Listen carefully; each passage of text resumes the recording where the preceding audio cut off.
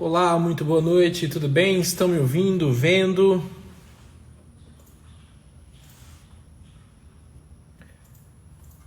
Me dê aqui um feedback. Alô, alô, estão me vendo? Estão ouvindo? Alô?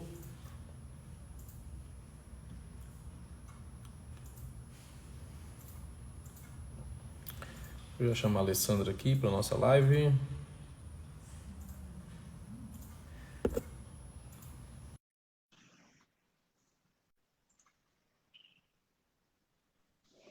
Hello! Hello, quanto tempo? Pois então, quanto tempo, que saudades, meu querido! Tudo A bem? gente estava numa aula ali agora sobre gestão de escritórios, agora a gente vai falar um pouquinho sobre modelo de negócios na advocacia. Deixa eu até escrever aqui como tema da live em si, modelo de negócio na advocacia, para quem aparecer aí não ficar perdido sobre a temática. Alessandra, muito obrigado mais uma vez pelo convite, tá? Estou extremamente grato, feliz por ter você aqui, tratando de um assunto que é um assunto pouco discutido hoje em dia, em termos de negócios na advocacia. Todo mundo quer falar de vendas, prospecção, tal. Agora, onde o calo dói no futuro, né? Ninguém quer falar. Então, ou no começo, né? A gente vai falar de modelo de negócio, ninguém quer falar, ninguém dá uma orientação. Na verdade, eu vejo que os escritórios simplesmente vão acontecendo, né? Eles viram um modelo de negócio, um modelo de foi isso que aconteceu e é isso aqui, pronto, acabou, né? Nada é pensado, nada é estruturado com antecedência, com técnica, com metodologia, até porque a coisa mais rara do mundo é professor na faculdade saber ensinar isso aqui também, né? Tem essa outra parte que também, batendo aqui, deixando a crítica aos bancos acadêmicos, a gente vê muito por aí.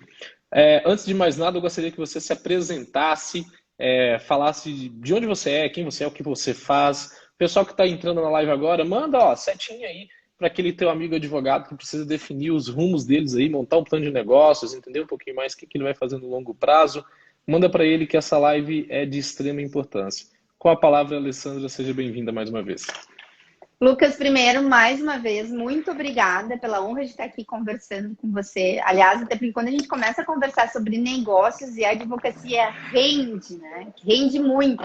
Mas eu sou gaúcha, porto-alegrense, tenho 24 anos de advocacia, né? Comecei lá, eu me formei na PUC, na Pontifícia Universidade Católica aqui do Rio Grande do Sul, e no início da minha carreira trabalhei muito dentro de grandes escritórios, os chamados Big Fours. Então, desde o início, por incrível que pareça, eu acho que eu não tive essa dificuldade de definir o meu modelo de negócio quando eu abri o meu escritório de advocacia, porque eu já sabia o que eu não queria, que era aquele modelo que eu tinha trabalhado. E sou do empresarial, bem raiz empresarial societário, nasci lá e final de 2018, início de 2019, eu fiz uma transição de carreira e hoje eu trabalho na parte de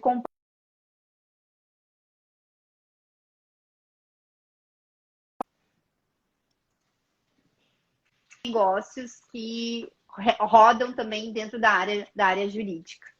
Ou seja, um currículo vasto, um conhecimento aí super rico aí para os nossos ouvintes aí hoje, tá? Então vamos lá, vamos direto ao tema. E eu gostaria de já ir direto para as perguntas aqui, que eu trouxe você para poder me ajudar a entender um pouquinho mais sobre isso aqui. Eu tô com bastante dúvida, sabe? Estou representando aqui o público hoje. O que se deve levar em consideração na hora de definir um modelo de negócio? Eu acho que, antes de tudo, o que é modelo de negócio?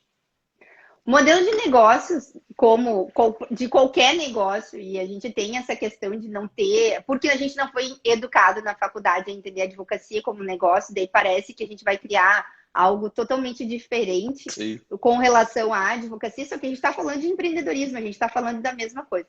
Modelo de negócio é a forma como eu estruturo o desenvolvimento da minha atividade empreendedora.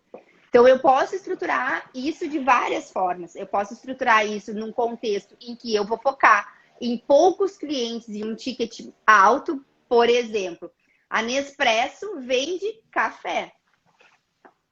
Não vende café para qualquer público. Ela vende um café, por exemplo, uma cápsula de café é praticamente a metade de 1 quilo de café de uma qualidade bem mediana. Claro, e daí agora vamos nessa questão do gosto, bem mediana no supermercado, mas ela é metade do valor de um pacote de 1 quilo de café. Então, eles são o que a gente tem dentro da advocacia como a questão boutique, o estilo boutique. E a gente também pode pensar em um escritório grande, com uma estrutura realmente que abarque muitas pessoas, com colaboradores, e que se foque também em ter um atendimento, na verdade, de volume, né? Um contencioso de volume, um contencioso de massa, ou trabalhar muito com teses tributárias, e aí ser uma grande banca que muitas vezes também mescla com áreas convergentes.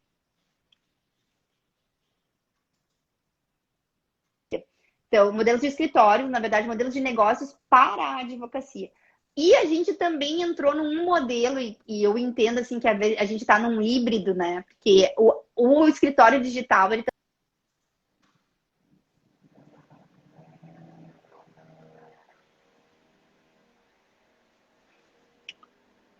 Só para mim tá travando aqui.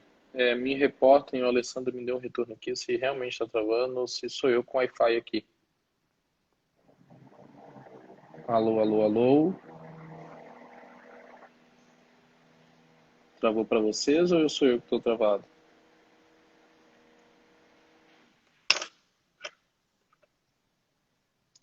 A Alessandra caiu.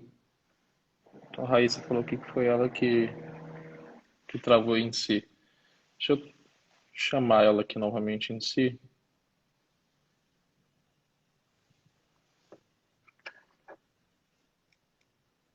Prontinho, ela já vai entrar aqui. voltei, não me machuquei. Não me machuquei. Voltou. Você está falando do Starbucks, tá? O Starbucks tem um modelo de negócio mais voltado. Do Nespresso. Nespresso tem um modelo mais voltado para boutique. Aí a gente tem dentro, por exemplo, da advocacia, a gente pode ter aí também a questão de escritórios maiores, focados em um contencioso de massa, que vão ter um número maior de colaboradores também. E a gente pode ter também, eu entendo como um novo modelo de negócio daí focado também na área jurídica, que é o digital. O digital, ele entra também como um novo modelo de se fazer. Tá me ouvindo direitinho, Lucas? Sim. Tá. Então, assim, ele pode se entrar também como um novo modelo de negócio. Por quê? Porque quando eu foco num escritório digital, é totalmente diferente de ter presença digital. E às vezes eu acho que existe muita confusão com relação a essa questão. Quando eu foco no escritório digital, eu estou focando num escritório que tem aí um nível muito mais alto, de uma formatação de escritório focada em um uso maior de tecnologia, e muitas vezes em menos pessoas trabalhando, independente do nicho de mercado ou da área de atuação, também pode usar esse tipo de modelo de negócio. Assim como a gente viu aí uma explosão dos e-commerces, né, de uma forma geral, mal comparando, os escritórios digitais, eles entram nesse contexto também para atender essa demanda cada vez mais crescente que a gente tem de expansão a nível nacional, porque quem tem limite é município. E o que eu devo levar em consideração na hora de definir o modelo de negócio em si? Você acabou já citando alguns nomes aqui, explanando quais são esses modelos em si, mas pensa que eu sou um jovem advogado, acabei de sair da faculdade, o que eu devo em consideração, quais características eu devo prestar atenção ao começar a minha advocacia? Bom, primeira delas, Lucas, eu tenho que entender o que eu quero. Se eu não entendo o que eu quero, como eu quero, eu não vou saber o meu modelo. Porque, por exemplo, se eu não entendo, e aí começa aquela coisa bem básica, né? Se eu não entendo qual é o meu nicho de mercado, qual é a minha área de negócio, ou seja, vamos supor que eu quero trabalhar no agro. O agro, ele tem um campo bem vasto, que ele é formado de várias particularidades. Então, assim, se eu quero trabalhar com agronegócio, eu vou ter que ter, provavelmente, um escritório que tenha também full service, mas não necessariamente seja só um escritório grande que possa ter full service. E nisso vem exatamente aonde eu quero chegar com o meu negócio. Porque se eu quero, por exemplo, trabalhar como um condenado, ter uma equipe grande, ter ter volume e não necessariamente escala, porque são coisas diferentes. E ninguém melhor do que você para definir isso para mim. Até pergunto, qual é a diferença, Lucas, entre escala e volume? Eu não vou ficar muito preso a conceitos, mas eu gosto sempre de exemplificar quando a gente fala de escala. Eu não gosto muito também do termo escala. Eu recentemente me deram esse conteúdo falando que, na verdade, quando a gente fala de negócio e serviço, a gente está falando de expansão. Então, levando em consideração, por exemplo, escala é o que eu faço no infoproduto aqui. Vendo 1.000 cursos, o preço que eu gasto para entregar 1.000 e entregar 1.500 é basicamente o mesmo em si. Eu estou falando de escala, eu consigo escalar com sempre uma margem de custo cada vez menor em si. Agora, quando eu estou falando de expansão, eu estou paralelamente com a linha de despesa, custo, tudo junto nesse crescimento em si, tá? E eu gosto de usar outro exemplo que é o seguinte: muita gente fala que quer ter escritório boutique, na verdade, com a conotação de que quer ser pequeno, trabalhar pouco, trabalhar em causas complexas. E, gente, tem muito escritório boutique aí que é gigantesco. Então, isso não define o tamanho e a estrutura do escritório, são coisas distintas. Porque muita gente quer o quê? No fim do dia, dinheiro no bolso. Do mesmo jeito que muita gente fala que quer escala, mas na verdade está querendo o quê? Lucro, que são coisas totalmente diferentes, né? Então, eu acho que quando a gente fala de volume, escala, expansão, a gente tem que desmistificar um pouquinho essas coisas. Exatamente, pegando o gancho do que você falou, é eu entender aonde eu quero chegar. Como é que eu quero atingir aquelas pessoas com quem, o tipo de trabalho que eu quero executar. Por exemplo, num escritório, boutique, por exemplo, para mim o Pinheiro Neto é uma boutique. Por conta de todo o conceito que ele tem, e ele é um E tem escritório 1.000 enorme. advogados. E tem 1.000 advogados. Então, por quê? Sim. Porque a experiência dele remonta toda essa questão. Eles têm uma experiência do cliente muito focada. Eles têm toda uma parte, inclusive, de demandas diferenciadas. Por exemplo, eles trabalham com fashion law, que é uma coisa que não são demandas cotidianas de consumidor ou imobiliário. Não estou desprezando nenhuma área, todas as áreas são extremamente legítimas. Mas eles têm ali algumas coisas que os outros escritórios não têm e são, sim, um modelo boutique. Agora, por exemplo, como eu já trabalhei em escritórios muito grandes, e trabalhei em escritórios muito grandes, por exemplo, focado em direito pró-banco. Eram escritórios de contencioso de massa, de indenizações e ações bancárias. A estrutura era enorme. O índice de lucratividade era baixo. Por quê? Porque, por exemplo, só eu, quando trabalhava, tinha ali dentro da minha intranet 700 processos para eu trabalhar. E eu coordenava uma equipe de mais cinco advogados, com cada um 700 processos. O escritório recebia R$ 40 por processo. Então, essa conta é diferente, é difícil de fechar. Ganha na expansão, é engraçado. Muita gente fala, levando um contraponto aqui de boutique, né? Que, não, tem um escritório boutique. É a desculpa para a incompetência de não ter cliente, né? Então a pessoa, não, porque eu sou boutique. Na verdade, não. Ela está sem cliente e ela está falando que ela está procurando melhores clientes que pagam melhor, de certa forma, mas não necessariamente é boutique, gente. Você tem que entender que não se engane, não, tá? Então, e normalmente justifica, muitas vezes, na falta de competência para poder fazer gestão do escritório quando o escritório começa a crescer em si. Exatamente. Então, E aí pode falar. E aí eu tenho que ver, por exemplo, quais.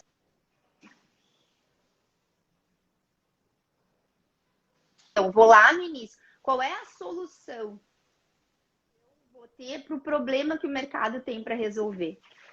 Acho que deu uma cortada, Ali. Volta, eu vou pedir para você falar do começo. Tá. Então, eu vou começar lá.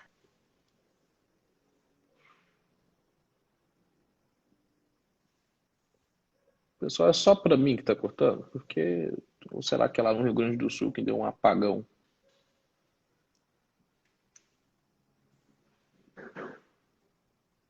Alguém pode me acenar, por gentileza, se o travo for aqui? Travou aí para vocês também? Ela travou.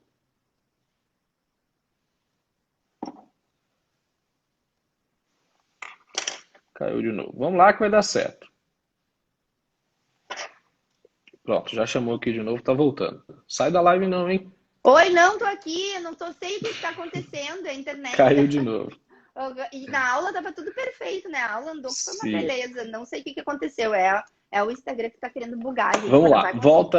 Eu estava falando sobre boutique, né? Da falta de competência no crescimento, na gestão. Exatamente, exatamente. Mas assim, por exemplo, aí o que é o primeiro passo, né, Lucas, para eu entender que tipo de negócio, que tipo de modelo de negócio eu vou adotar? Primeiro, eu entender qual é a solução, qual é o problema que eu tenho para resolver e a solução que eu vou ter para resolver esse problema. Dentro do meu contexto de área de negócio, né? E principalmente de área de atuação. Então, nicho de mercado e área de atuação. Quando eu tenho isso, eu começo a construir a proposta única de valor que eu tenho no mercado. E a partir dessa construção dessa proposta única de valor que eu tenho no mercado, aí eu vou definir o meu modelo de negócio. Só que começa antes isso, tá? Isso é, vamos dizer assim, isso é a conclusão final. Quando eu olho para a minha concorrência, para os meus competidores, faço lá a famosa ferramenta 5 forças de Porter, e eu analiso, primeiro, como é que o mercado como é que ele se direciona? Como é que é o meu contexto, o tipo de advocacia que é exercida? Os advogados, assim, eles têm uma advocacia generalista, uma advocacia que é por preço baixo? Como é que os clientes se comportam em virtude dessa advocacia? Quais são os tipos de produtos substitutos que eu vou ter que criar para esse meu posicionamento dentro desse mercado poder alimentar o meu modelo de negócio? Porque não adianta, por exemplo, eu querer um modelo full service, boutique, daí então eu vou ter que ter várias áreas, inclusive atendidas por parceiros estratégicos, e entender o que o meu cliente precisa, se eu não souber como é que eu vou colocar produtos diferenciais naquele mercado, porque senão eu vou perder para quem? Para o generalista que está na esquina. Porque o mercado não vai ser capaz de me entender. Então, eu também tenho que ter essa visão, essa clareza no sentido de entender aonde eu estou me metendo. Porque eu nunca, apesar da expansão digital, eu não posso desprezar o meu contexto geográfico, na minha modesta opinião. Show de bola. E aqui vem uma pergunta: existe um modelo de negócio ideal para advocacia? Eu acho que você já até respondeu, né? Tipo, é o que você acha que é melhor para você. É você que tem que decidir, levando em consideração tudo isso que a Alessandra falou agora, né? Na verdade, não é decidir. Primeiro, é ouvir o mercado, tá, Lucas? Eu gosto muito das pesquisas contextuais. O que são essas pesquisas contextuais? É um formulário que eu monto no Google. Eu não preciso nem me identificar que eu sou advogado, entendeu? Mas eu vou pesquisar o que o mercado está querendo.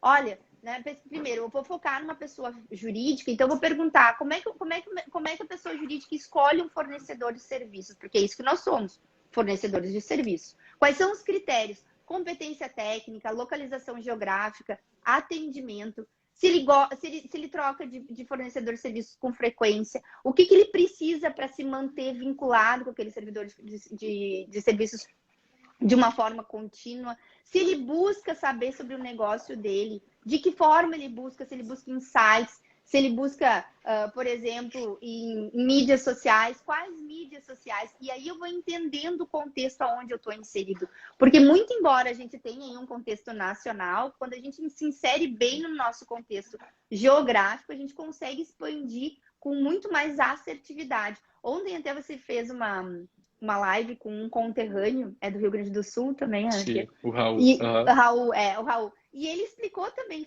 sobre isso. A gente convergiu muito bem nessa questão.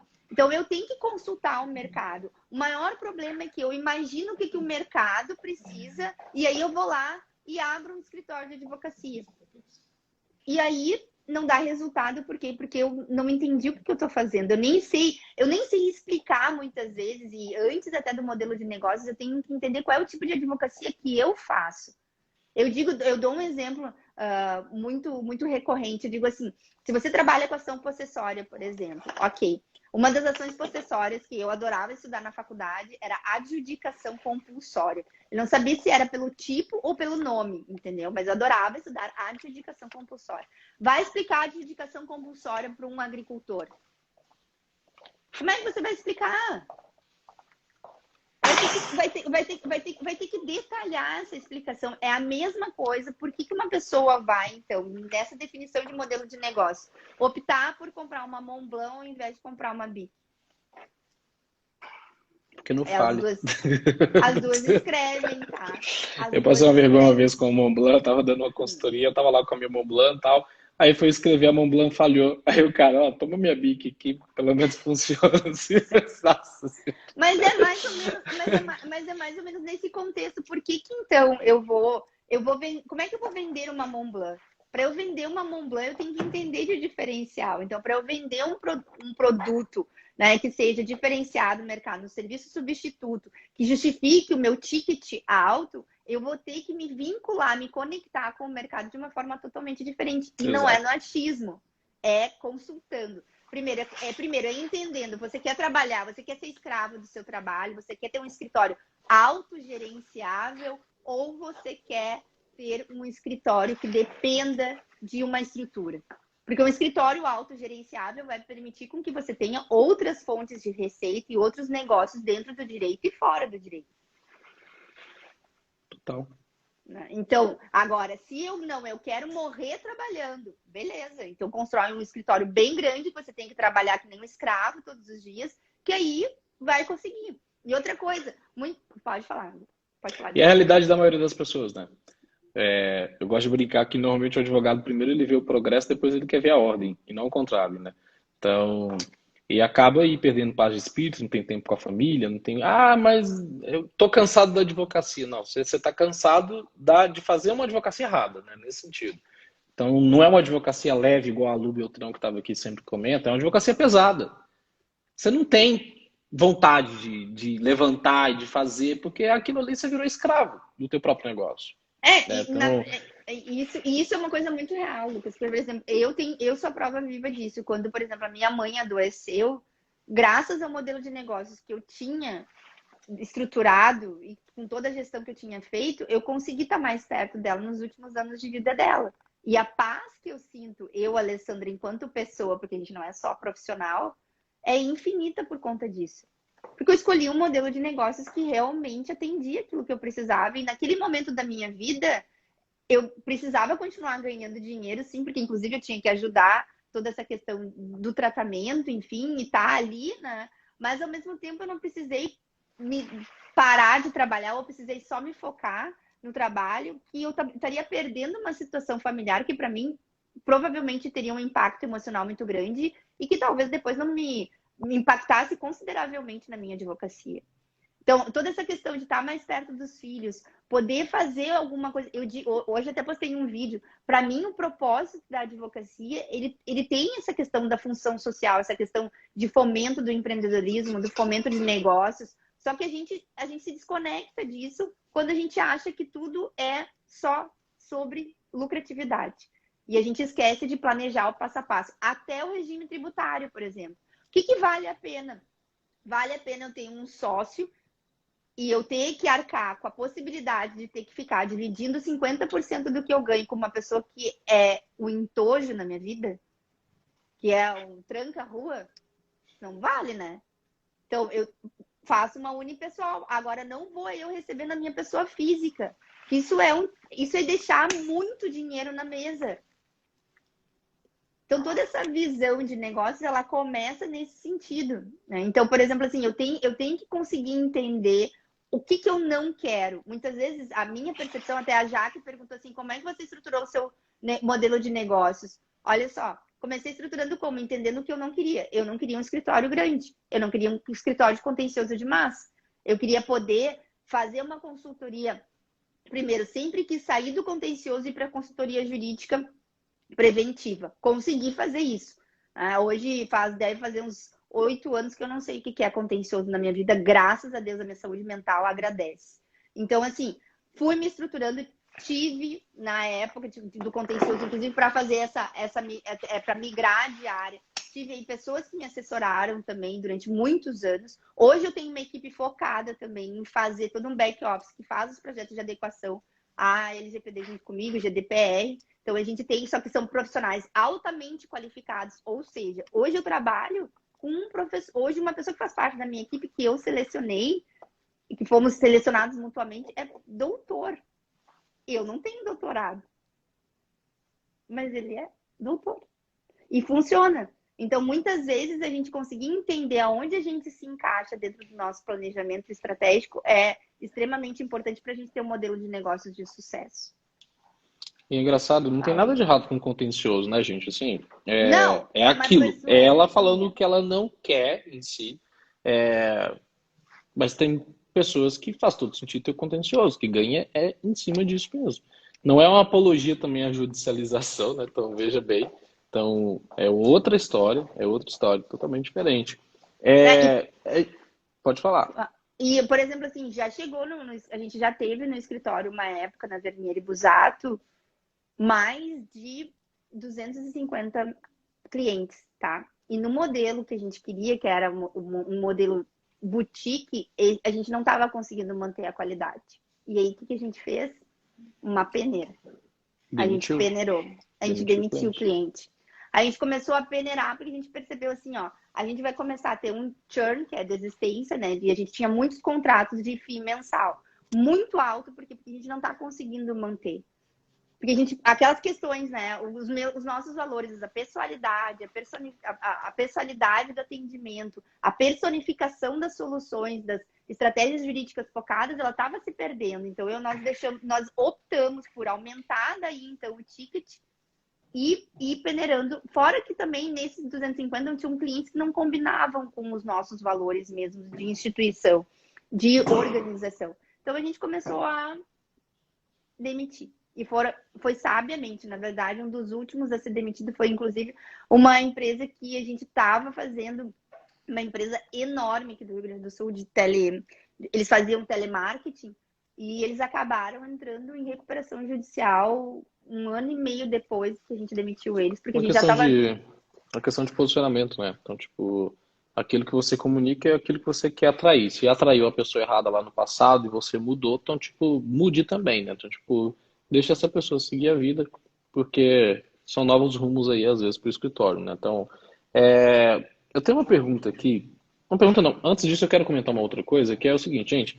Muita gente hoje não tem noção nenhuma, não tem métrica do que é feito no escritório. Eu acho que é o primeiro passo para vocês entenderem sobre o modelo de negócio de vocês e o que pode ser remodelado, tá? Então, a gente não está falando aqui necessariamente para quem está começando, um jovem advogado em si, que está lá ferrado, às vezes pegando o processo juizado que aparece todo dia e tentando sobreviver. Não, estou falando aqui para quem está no jogo, eu acho que é a grande maioria em si, já há um certo tempo, que às vezes precisa fazer uma análise. Então, eu estou cansado de ver advogado falando que quer desistir da advocacia, porque a advocacia está pesada, não está rendendo dinheiro. Para mim é falta de técnica, para mim é falta de gestão, para mim é falta de competência. E às vezes a culpa não é só necessariamente, porque também não está achando esse tipo de conteúdo de forma direcionada para que de fato você monte um plano de negócio que faça sentido, que tenha viabilidade, né, que sejam metas mensuráveis e palpáveis em si, para que dê resultado em si. Então não faz sentido um pequeno advogado atender um processo por R$ 40, como você estava comentando, é volume, é um outro modelo. Agora, você tem que ter noção também sobre, quando a gente fala de posicionamento, e é muito importante se posicionar, acho que para qualquer modelo de negócio, eu acho que posicionamento é básico. É básico, básico, básico. Então, tem um tá tudo posicionamento bem. estratégico, né, Lucas? Não é Sim, qualquer posicionamento. Beleza, tá tudo bem você ser especialista em determinada área, ou nichar aquela coisa toda, e ser generalista na execução, se você tem equipe, ou se você tem um escritório full service, ou se você tem parcerias para poder contar e delegar tudo isso, mas o teu posicionamento precisa estar intacto, precisa ter clareza de quem você é, o que faz, para quem faz e como faz também. Tem que ter essa clareza, porque se você não tiver essa própria clareza, quiçá o cliente. Então, ainda a gente vive numa bolha de achar que muita gente está se posicionando, vejo muita gente posicionada aqui na digital, etc. Eu acho que posso dizer que 80% da advocacia brasileira ainda é generalista. Lucas, mas aqui está dando certo. Poderia estar 2, 3 vezes melhor se você tivesse posicionado. A visão do cliente é uma visão normalmente leiga, tá? Ele consegue ser educado. Você tem que conduzir o cliente para essa educação. É comum se passar hoje na frente de escritório e aquela plaquinha clássica de faço previdenciário, criminal, civil, consumidor, tipo, o que vier, a pessoa está fazendo em si. Então ela vai ficar muito tempo na mesmice, porque aí ela não leva em consideração que ela está matando um leão por dia, ela não tem noção do tempo que ela leva para aquilo, e ela é uma medíocre em termos de execução, de entrega. Ela não é boa em nada, porque ela faz Mas um pouquinho sabe, de cada coisa, mas sabe, Lucas, entendeu? e que eu percebo o seguinte, até mentorando outros advogados, o apego. A pessoa tem apego a ser generalista. A gente tem que ter apego ao que dá resultado. Dar resultado é literalmente virar a chavinha e ir lá e fazer. Porque, como eu disse na aula e repito aqui, no fundo, o que cada escritório tem que se preocupar, o que cada um dos advogados que está aqui, somos 28 agora na live, tem que ter de preocupação. Construir o seu próprio monopólio. Quando você constrói o seu monopólio, você não tem competidor, você não tem concorrência, porque a forma como você faz é única. A forma como você leva a sua excelência para o seu cliente, o seu relacionamento, a sua coerência de ponta a ponta dessa relação, ela é única. E por isso ela vai dar resultado. Por isso ela vai ter, você vai conseguir converter mais consultas em contratos. Não é porque, e outra coisa, não tem forma. Não é uma forma em que eu coloco o meu escritório do jeito que eu quero, do jeito que eu acho que está dando certo para o coleguinha, que vai dar para mim.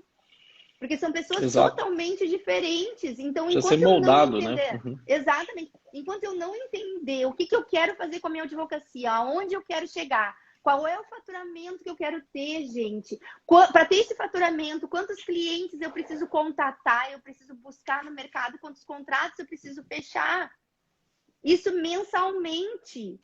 Porque se eu não tiver essa métrica, eu não vou a lugar nenhum, eu vou ficar girando em torno de mim mesmo o tempo todo. E aí eu vou falar que a advocacia está saturada, aí eu vou Que não falar funciona. que nada funciona, que o digital não dá certo, porque você não tem consistência de estratégia. Aliás, você não tem nem estratégia, muito menos consistência. Porque se tiver estratégia e consistência, não tem como não dar falhar. certo. Sim. Exatamente. Então, assim, busque entender o que você quer fazer com a sua advocacia e principalmente por quê? Porque disso vai partir o seu modelo de negócio. Seu modelo de negócio tem que ter a sua cara. O cliente, ele compra. Quem que o cliente compra, Lucas? Nós. Até a gente fazer com que o nosso escritório seja algo que eu consiga vender. Outra coisa que eu vou falar aqui que as pessoas não estão acostumadas. Eu já falei esses dias e ficou todo mundo... Sim, a melhor métrica de sucesso de um negócio é quando eu posso vendê-lo. Por quê? Porque eu criei algo de tamanho valor que o mercado quer.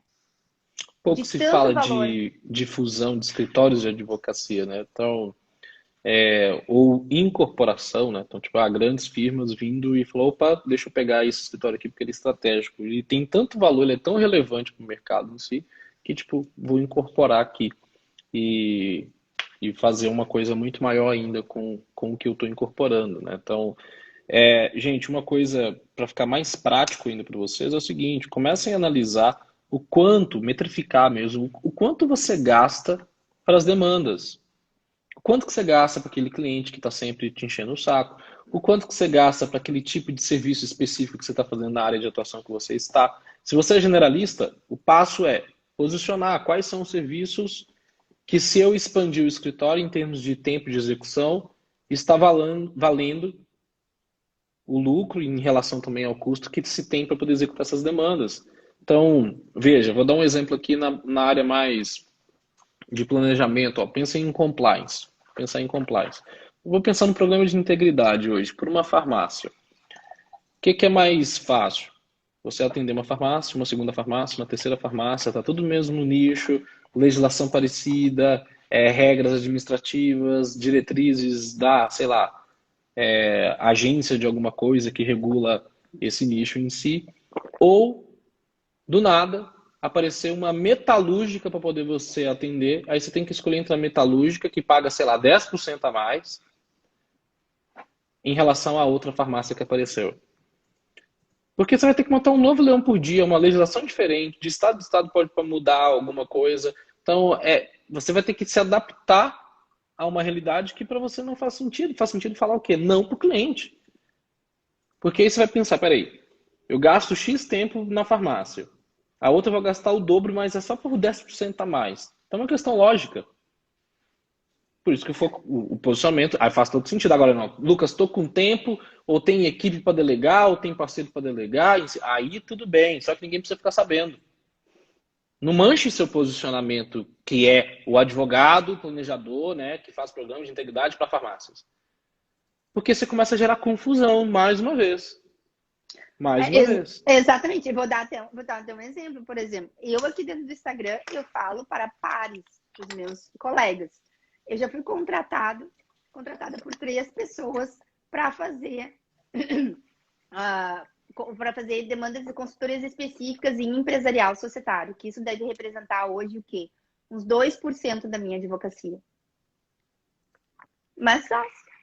E você não se posiciona em societário. Não. Me posiciono em compliance para segurança da informação.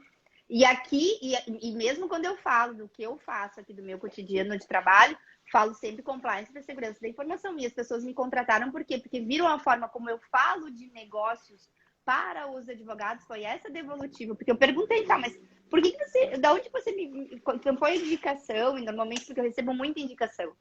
Então, graças a Deus, assim, depois de 24 anos, alguma coisa nesse contexto tem que começar a dar resultado, né? Então, assim, recebo muita indicação. Aí eu perguntei assim, não, mas é que eu vi seu perfil no Instagram, vi você falando de negócio para advogado e percebi que você entende de negócio. Aí tá, ok, estamos estruturando toda essa questão desses 2 novos negócios, inclusive uma empresa que faz negócios com uma empresa americana.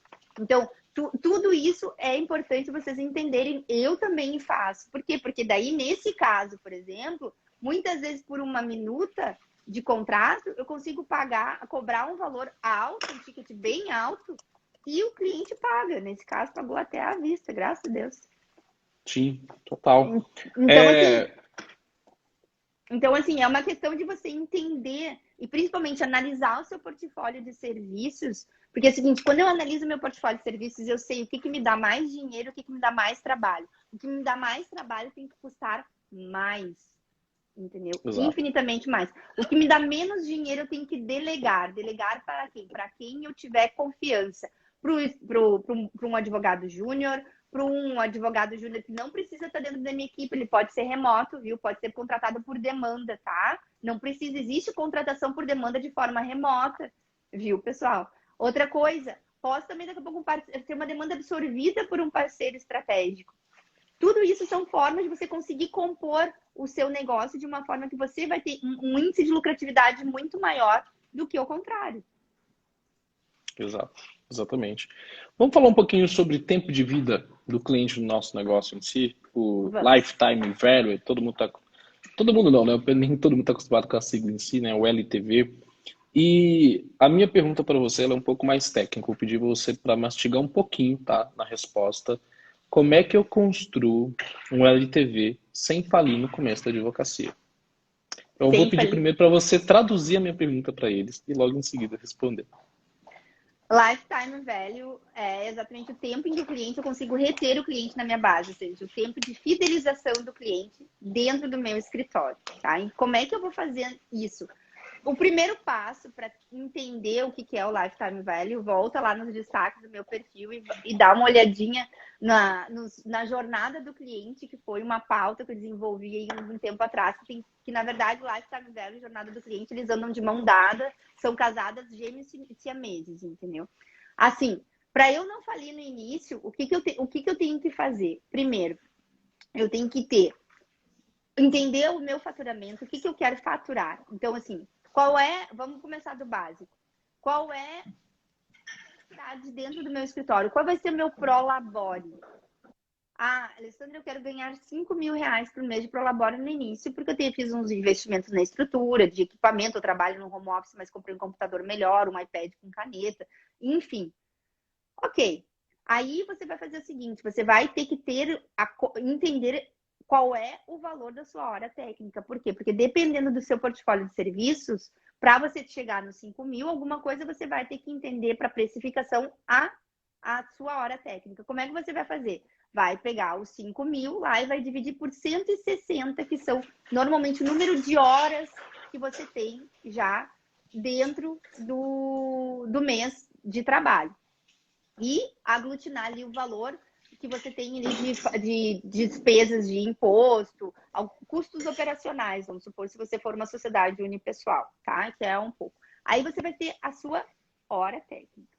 Para entender que para você chegar nos 5 mil, você vai ter que quebrar, por quê? Porque daí você vai entender quantos clientes você vai ter que correr atrás, quantos contratos você vai ter que fechar. Quando a gente fala correr atrás de clientes, é fechar contratos, tá?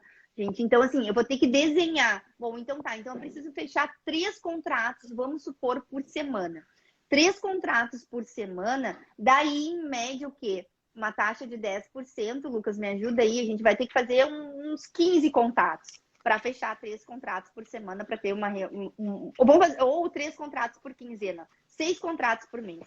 Então, eu vou ter que pegar e me dedicar nessa minha prospecção por networking, por indicação, por parcerias. Então, eu vou ter que fazer contato, vou ter que distribuir portfólio com parceiros que me interessam e, né, descer. Eu queria poder falar uma coisa, mas não posso falar, o horário ainda não permite. Mas, então, assim, então, assim, a gente tem que ter muita ganância ali no sentido de garra não é nem ganância, mas garra para conseguir fazer esse fechamento. Aí depois do faturamento, tem o faturamento, estou conseguindo ter 5 mil de Prolabore, beleza. Além do Prolabore das minhas despesas, eu vou ter que ter aí uma parte de reserva financeira para ali uns 10, 15% para qualquer coisa que acontecer. Deu um problema, deu um pau no meu computador, eu preciso mandar arrumar, eu vou tirar dessa... a Thali, que foi minha mentorada, ela já sabe. Ela já sabe o que eu ia dizer. Então, assim, a gente vai ter que tirar dessa reserva, entendeu? Ou, por exemplo, recebi uns honorários de um processo de uma outra banca que eu fiquei de receber pelo contrato que eu fiz. Boto na minha reserva de emergência. Por quê? Porque eu vou tirar dali. Pode falar, Lucas. Eu tinha dado uma travada aqui, mas voltou em si. E é interessante, gente, assim, então, eu não ouvi o que ela concluiu mais ou menos, então eu recebi um processo de outra banca, um dinheiro que veio de uma vez, o quê? Guarda esse dinheiro, o que eu faço? Reservo? Travou mais uma vez. Pessoal, comuniquem comigo. É o dela, é o meu, mais uma vez é o dela. Estão me ouvindo bem?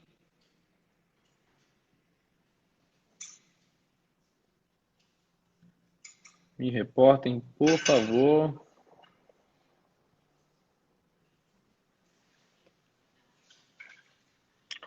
Acho que é ela que caiu. Deixa eu chamar ela de volta aqui já.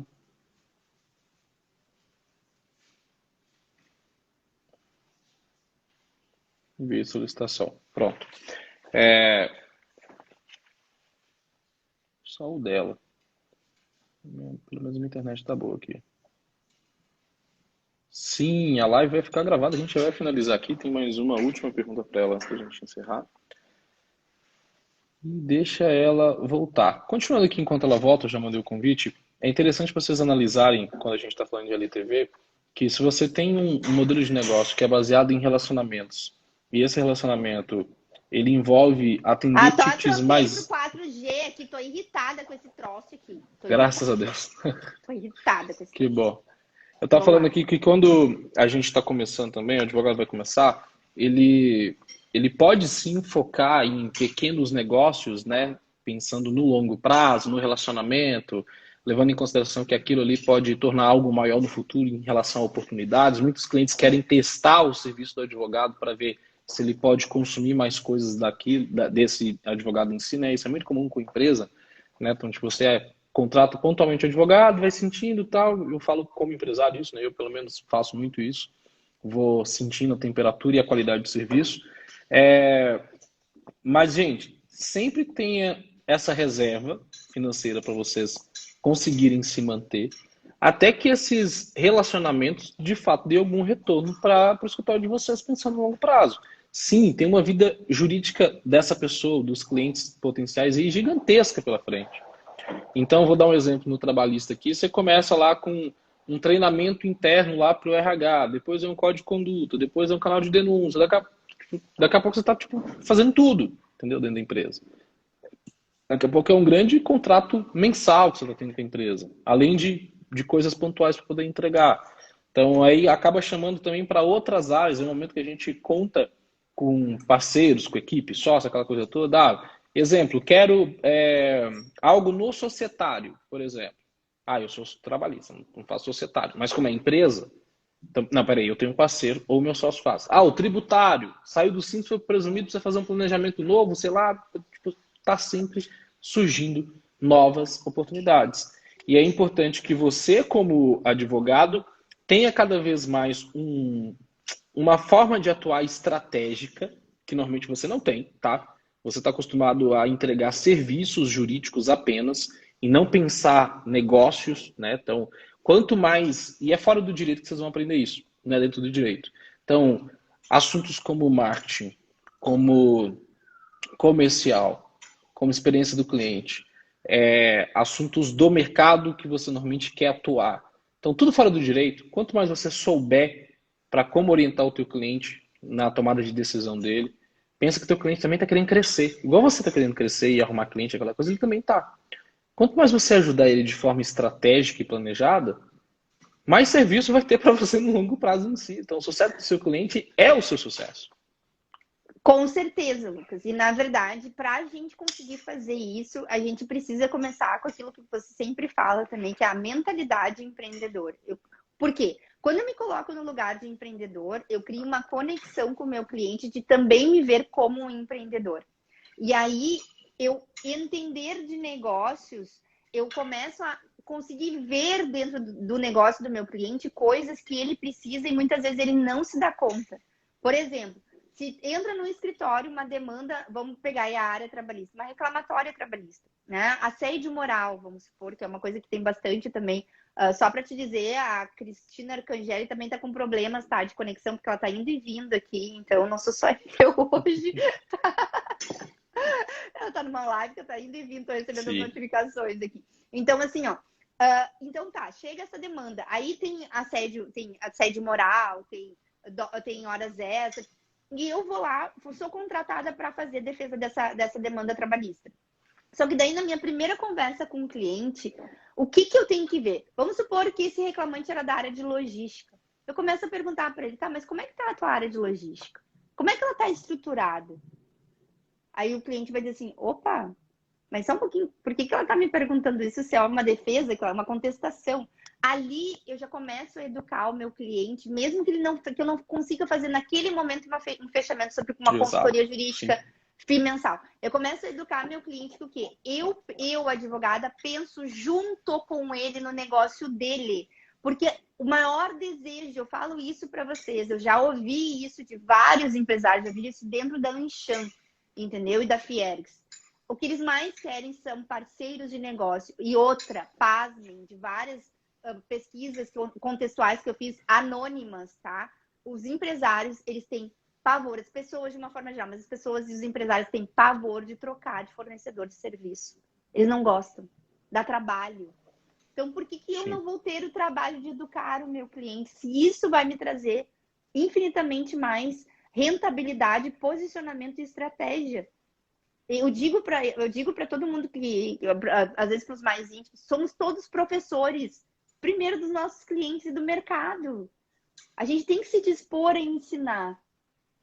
Porque se a gente não souber o que a gente faz de uma forma detalhada, simples e objetiva, a gente não vai vender. Porque senão o cliente vai optar 1000 vezes pela BIC, nada contra a BIC, adoro BIC, tá? Mas ao invés de comprar uma Montblanc, e você quer ser uma Montblanc, você tem tudo para ser uma Montblanc, se posiciona como uma Montblanc. Agora você tem que ter a linguagem de uma Montblanc. Raul estava falando sobre isso ontem. Então, a depender do contexto. Por exemplo, quando eu estou dentro da Versa, como head jurídico, estou lá trabalhando junto com os guri, como a gente fala aqui, né? Eu tenho que estar... Não posso trabalhar de salto, porque salto não combina naquele contexto. Então, são todas coisas que eu também tenho que entender que naquele momento eu tô me posicionando de uma forma diferente. Por conta do mercado que eu atuo, que é empresas da área de tecnologia de informação e comunicação. Então, eu tenho que saber transitar entre todos os ambientes e, principalmente, quando eu estou ali, eu tenho que ser uma presença que contribui, uma presença que serve o outro. Porque na advocacia, assim como em qualquer outro tipo de negócio, é sempre sobre o outro, não é sobre mim. É o que eu posso contribuir para o outro. O que o meu negócio, o que o meu serviço, o que a minha expertise, o que o meu posicionamento, o que a minha forma de fazer vai fazer diferença na vida do outro. Claro que isso, a contraprestação é dinheiro, mas a gente precisa compreender isso, internalizar e colocar na prática tudo isso.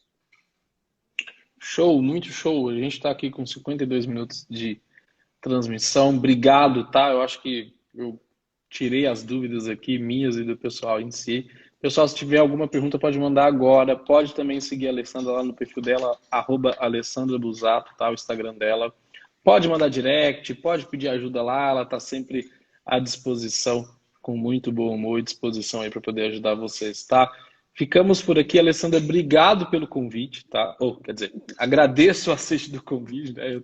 O convidado não sou eu. Não, começar a convidar eu tô você desde mais. as 8 horas aqui você fazendo mais. transmissão. Já Não, tô, e eu peço desculpa pelo bullying tecnológico que eu sofri hoje. Me perdoem, entendeu? Eu gostaria de ter Eu tô falando, no entregado Rio Grande do Sul não tem internet boa.